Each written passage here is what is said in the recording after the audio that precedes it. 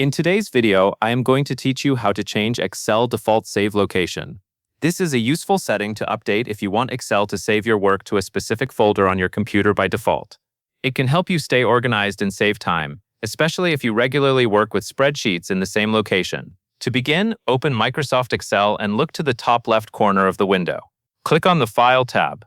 This will take you to Excel's main menu, where you can access account settings, file tools, and program options. Once you are in that menu, look down the green navigation panel on the left side. Scroll all the way to the bottom and click on Options. After you select it, the Excel Options window should open on your screen. Take a moment to make sure that this larger settings window appears, because that is where you will adjust Excel's default save behavior. Inside the Excel Options window, look at the list of categories on the left side and click Save. This section controls how Excel saves files, including file locations and backup preferences.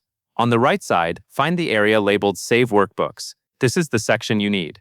In that area, check the box for Save to Computer by default. This setting tells Excel to use your local computer as the main save location, instead of directing you toward cloud storage options. Next, look just below that checkbox for the field labeled Default Local File Location.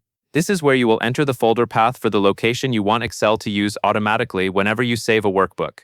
Type or paste the exact folder path into that box. Make sure the path is correct and points to a folder that already exists on your computer.